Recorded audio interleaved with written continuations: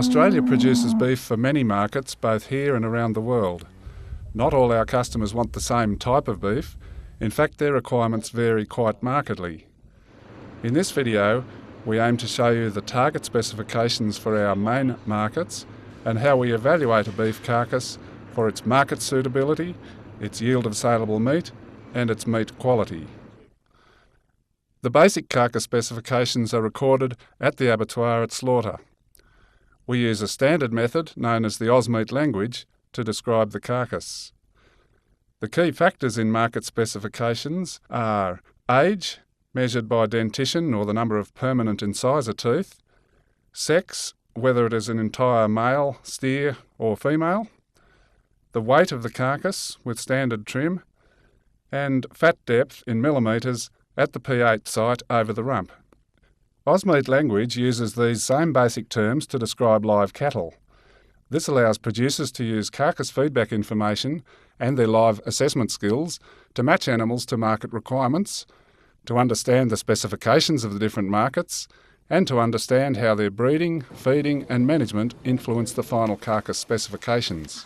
Well, this carcass has been prepared for inspection. It's been slaughtered yesterday, chilled overnight, and one side has been quartered so that we can look at the details of the meat quality. So the first step is to check it for its market specifications to see if it meets the requirements of the particular category it's been produced for. And then we move on to the finer points of looking for the amount of yield of saleable meat and the quality of that meat. Carcass weight and P8 fat depth give the clearest picture of the main differences between the various markets which Australia supplies. On this chart, the blue box represents the target weight and fat depth range for the light domestic market category. It describes the carcasses used by many of our independent butchers. They are young steers or heifers, usually either vealers straight off their mothers or young yearlings, 140 to 180 kilos carcass weight, and quite lean with 4 to 8 millimetres of fat at the P8 site over the rump.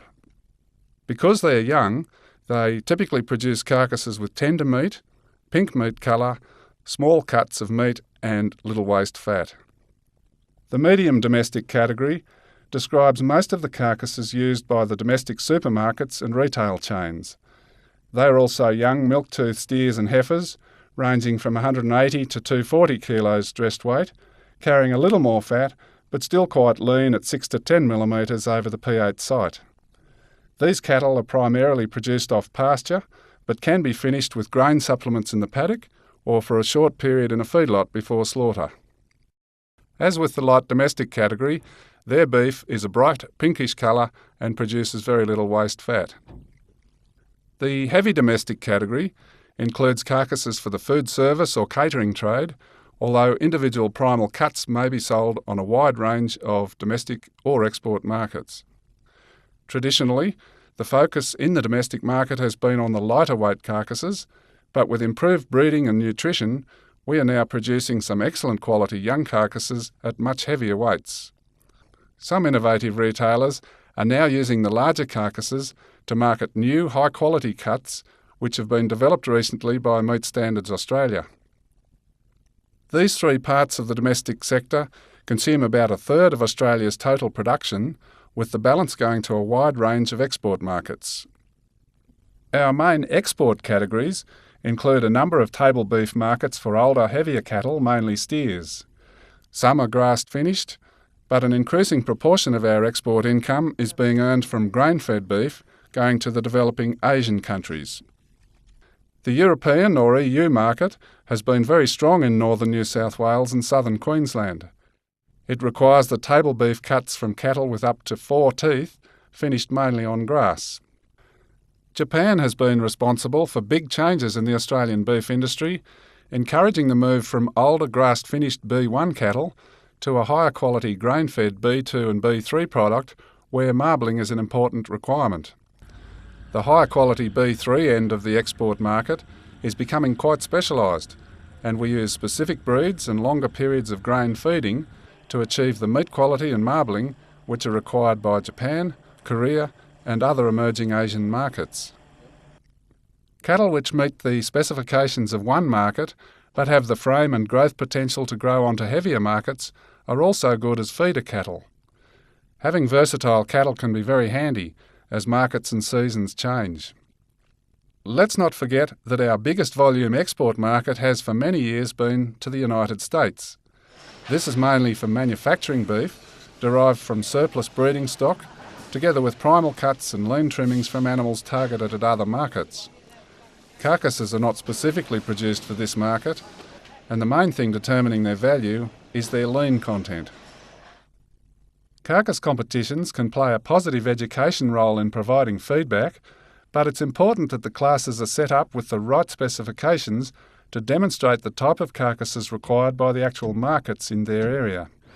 New South Wales Agriculture recommends the Australian Beef Carcass Appraisal Method, ABCAM, because it's designed to judge carcasses within market category groups.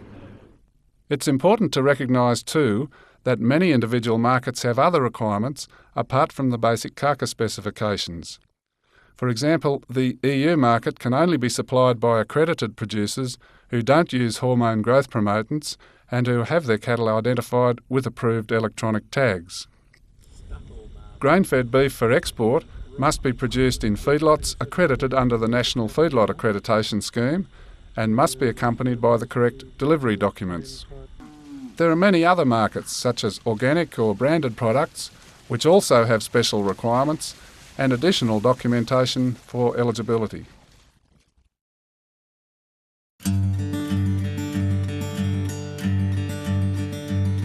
Carcass yield is the proportion of saleable meat in the carcass after removing surplus bone and fat. We are looking for maximum amount of muscle or red meat, the minimum amount of bone, and the optimum amount of fat for the particular market. The value of yield was highlighted at the Gympie Carcass Classic in 2001, when 159 domestic grain-fed carcasses were boned into all their primal cuts. The 10 carcasses with the highest yield averaged 79% saleable meat in the carcass, while the lowest 10 averaged 68%. The difference in their value was equivalent to 45 cents per kilogram carcass weight, but the conventional weight-fat payment grid only paid a difference of 3 cents between these two groups. The indicators of the amount of fat are the P8 measurement and the rib site, two fat measurements there, and a visual estimate of the fat distribution over the carcass. The indicators of muscle or red meat content are the muscle score and a measurement of the ribeye area. The P8 site over the rump is the standard way in which we describe how fat a beast is in the official Ausmate language. The site is found opposite the sacral crest, coming out here level with the pin bone, and at that point that's where the fat is measured on the slaughter floor. We're doing it here on a cold carcass as a check, but it's normally done on a hot carcass on slaughter day. The depth of fat over the rib is another important indicator of yield. It's important because this is the location of many of the high-priced cuts in the body. It's also important because a minimum of 3 millimetres is required for Meat Standards Australia grading. But of course, at the other end of the scale, excess fat at this point is an indicator that the carcass has some waste fat and will have a lower yield of saleable meat. Point where we measure the rib fat is 3/4 of the distance between the spine and the edge of the eye muscle. And we just measure with a ruler the subcutaneous fat. In this case, it's a light local trade carcass with about 4 millimetres on, and this is ideal for our domestic trade. The distribution of fat across the carcass is very important. It's important to have at least a thin, even covering over the cuts to protect from the effects of chilling, and some of our market categories require quite a bit more fat than others. But the critical areas are over the rump, down the loin, and into where the T-bones are, and into the forequarter where the Scotch fillet and cube roll are located. These are the main high-priced cuts. And Meat Standards Australia, when they're grading carcasses, will downgrade cuts or even the whole side if there's inadequate fat distribution and fat cover over these cuts. The muscle score is a very good representation or assessment of the yield of saleable meat in a carcass. It's scored on a scale of A, very heavily muscled, to E, lightly muscled. and it's a representation of the volume of meat relative to the frame size of the carcass. The main area for assessment is over the hind quarter, and we're looking for fullness and convexity, especially from this angle here. The higher the amount of convexity, the higher the muscle score. It's also important to take into account the fullness in the loin and down into the forequarter and the shoulder, where the rest of the muscling is demonstrated. But this carcass is a well-muscled local trade carcass and would be a C+ on our scale. This carcass is a B+ muscle score. It has more fullness and roundness in the muscling. This is particularly evident up in the hind quarter, where it's very full. It's quite lean. There's no excess fat contributing to that shape. It's very thick through this dimension here, and the thickness carries right down through the backbone, through the high-priced cuts into the forequarter. This carcass is quite lightly muscled. It's a D score. You can see the flatness there in the hind quarter. It's not bulging at all. It's very flat down the sides of the hind quarter. In there, dished, not much fullness or volume in the meat at all, and down into the forequarter. A carcass like this doesn't have the yield potential to match it with the heavily muscled carcasses, but even if it had a little more finish, it would certainly be highly acceptable to the trade. But to go for a higher yield, to improve a carcass like this, the answer really is to go back to the genetics and build some more genetic muscling in there, and that would improve the saleable meat yield. The area of the ribeye is a very important objective indicator of muscling, both in the live animal and in the carcass. In this case, we've got the quartered carcass here with the ribeye exposed. We use a plastic grid marked out in square centimetres, place it on and follow the boundary around the eye muscle to record the ribeye area. In a carcass competition, the bigger the ribeye area for the same carcass weight, the more points the carcass will score, because it indicates a higher yield of saleable meat. Commercial measurement of meat quality has advanced greatly since the implementation of grading by Meat Standards Australia, but commercial measurement of carcass yield is still evolving.